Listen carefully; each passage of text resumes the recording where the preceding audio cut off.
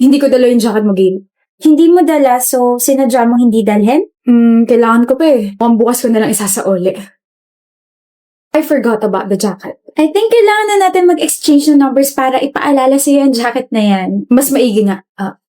Here, Ayan, I already saved my number. Just call or text me, ha? I will. Gail. Can we, Can we? can we extend our conversation? As in, ngayon na. Bitin eh. Grabe pala talaga kinicarry mo this past few weeks, no? Your dad is in the hospital, natanggal ka sa dean's list, nakipag-break sa'yo ex mo, tapos na-pressure ka ng prof mo. Wow, I could never. Okay na ba dad mo? I'll pray for him. Salamat. Ikaw, tell me more about yourself. Sino ka ba, Miss Gail Torio? There's nothing much about myself. My parents are divorced. I'm an only child. I love makeup. I love chicken. I love my course. I love whenever I make someone happy. I'm single and I never had a boyfriend. Tama ka nga. There's nothing much about yourself. I got excited kasi nagtanong ka. Well, I've talked to a lot of guys before but they never asked me about myself. Daldal lang sila ng daldal tungkol sa sarili nila, so thank you for asking me. Feeling ko important ako. And thank you for trusting me. I mean, we've only met a few times pero I feel like we've known each other na.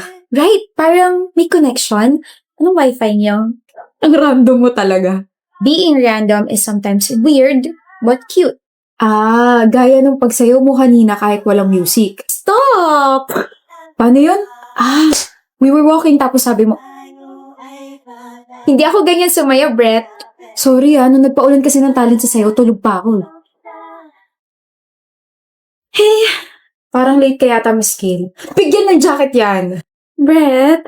Sabi ko kasi sa'yo, sunduin na lang kita sa school niyo. Hassle, tsaka dito naman tayo palagi nagkikita. Ano ba naman yung ako yung mag-adjust, diba?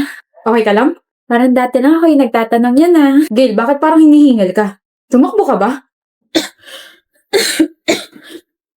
No, hindi ako tumakbo.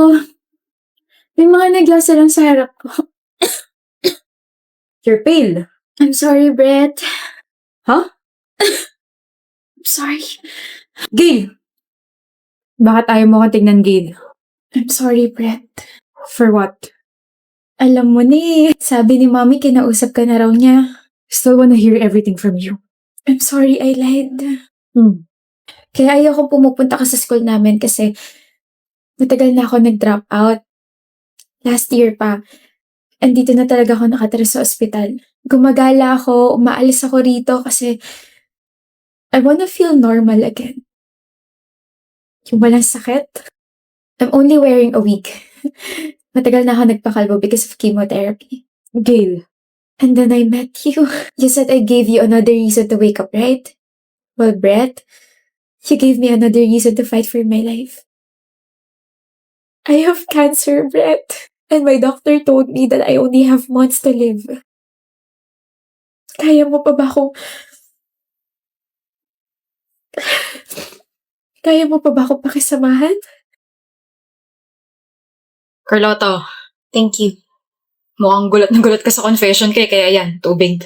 O nga sa sobrang gulat ko, pati si Pablo umalis na lang bigla. Nag-signal kasi ako na umalis muna siya. Ginawa mo yon? Oo gusto talaga kita makausap. Ako ayoko. Pero Carlota, hindi pa ako nagsisimula. Nagsinungaling ka tapos ginamit mo pa si Micah dahil lang sa hindi ka sure sa feelings mo para sa akin. Tapos ngayon, sasabat ka sa usapan ng iba. Ang bastos, Vicente.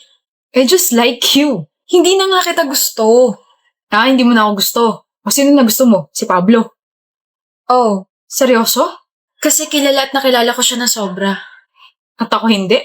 Bihira lang tayo mag-usap. Sapilitan pa kapag harap kita. Sa totoo lang, hindi naman talaga kita kilala. Nakikilala lang kita kapag sinasakit mo ako sa mga kahihiyan ko. Sabi ko pa naman, bait naman ito. Pero after na hindi na naman kita kilala. Sapilitan na naman yung usapan natin. Naiinis ka pa kapag sinusubukan kitang kausapin. I mean, I can't blame you, right? Pero Vicente, marunong din naman ako mahiya sa sarili ko. May pride pa rin naman ako. Nasasaktan din ako. Napapagod, ganun. Kapag ba hindi ko sinabing girlfriend ko si Micah noong time na yun, ako pa rin yung gusto mo hanggang ngayon? Hindi. magbabago at magbabago pa rin yung resulta. Bakit? Kasi nakita ko at nakilala ko na si Pablo. Hindi kanya gusto. At labas ka na ron. Late na talaga, Vicente. Kaya next time huwag ka na sumabat kasi nawawala yung momentum namin ni Pablo eh. Excuse me. Oh, tapos na kayo mag-talk ni Vicente? Oo. Inuntay mo pala ako. Kala ko umalis ka na. I left kasi kailangan niyo mag-usap. Akala mo ba may chance kaming dalawa? Nag-alala ka ba? Ah, sorry. Ang feeling ko pala sa lagay na to. No? Bakit? Kasi sabi mo you don't like him na, di ba? I will always trust your words, Carlota. And besides, I'm not manhid naman. Manhead? I'll wait. Wait, saan? I mean, let's just wait for the right time. Ang pangit naman umamin ngayon after what happened, di ba?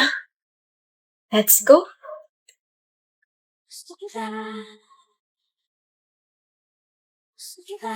Pablo, nakita mo ba yung notebook ko? Shucks, naiwan ko yata. Here, just borrow my notebook for a while.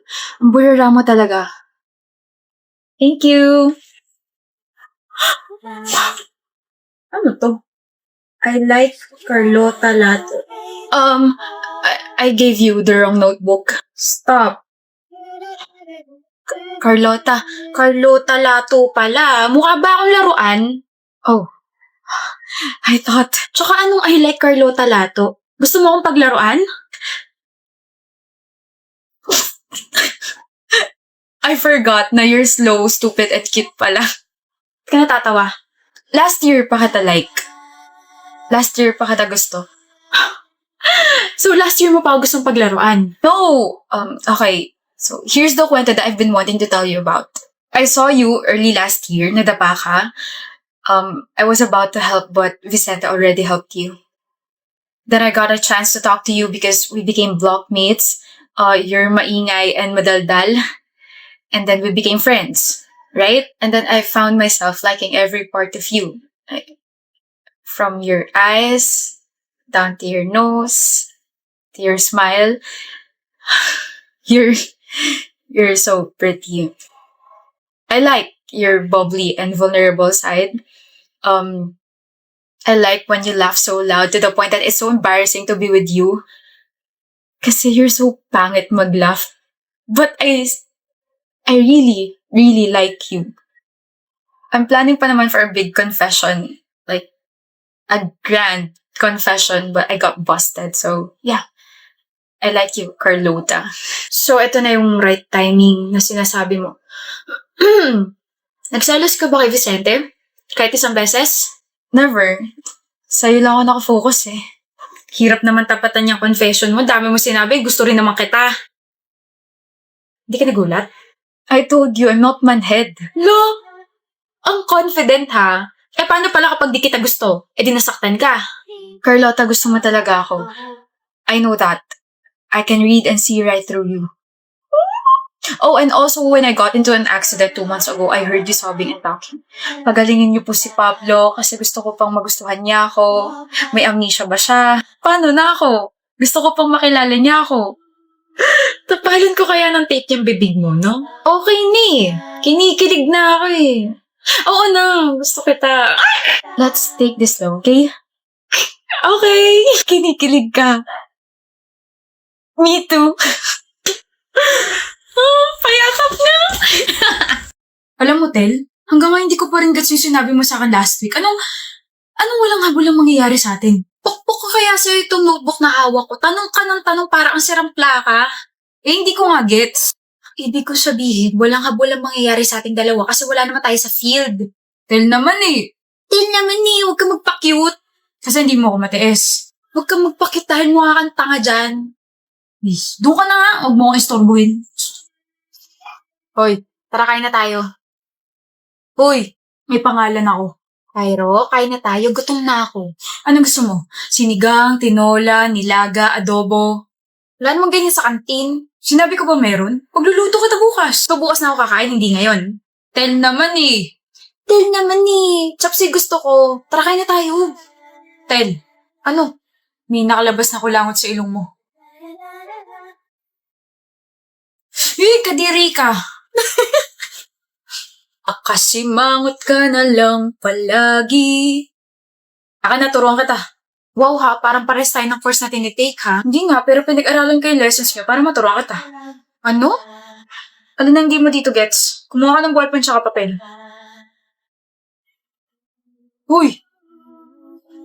Alam kong gwapo ko. Bakit mo ginagawa to? Para matulungan kita. Mali. Kasi gusto mo ko. Isa. Asarin mo pa ako, sige. At talaga, ganyan lang pala yung lesson namin. Grabe, ang hina pala talaga ng utak ko, no? Uy, ayaw mo ko pansinin, Tel. Bad trip ka, boy. Ang lakas ng amats ko sa'yo. Napaka-unpredictable talaga ng mga iniisip mo. Hindi mo nga alam, iniisip na kita nitong mga nakarang araw ko. Yung bad trip na mukha yan. So ano? Anong ano? Mami ka na. Tanggal lang kaya kita ng bibig dyan. Basta ako, gusto ko si Tel.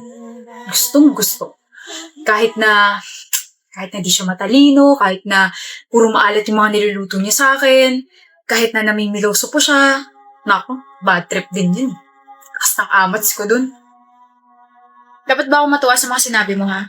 Ang sinasabi ko lang, bagay tayong dalawa kasi gusto natin yung isa't isa at kapag gusto natin yung isa't isa, magmamahalan tayo, tapos magbabardagulan tayo, tapos magmamahalan ulit tayo. Lo, umamin na ako saan na napunta yung utak mo. Hindi ba? Alam mo, bad trip ka. Alam ko. Pero gusto kita, anak ng tina pa naman, oh. Anong ginawa mo sa akin, huy? Lover boy kasi ako. Ano ka, atay? Huh? Wala. Sabi ko, I like you. Wala ka talagang ka-sweet-sweet sa katawan, no? Talaga. Okay lang. Mas gusto ko yung sweet and spicy.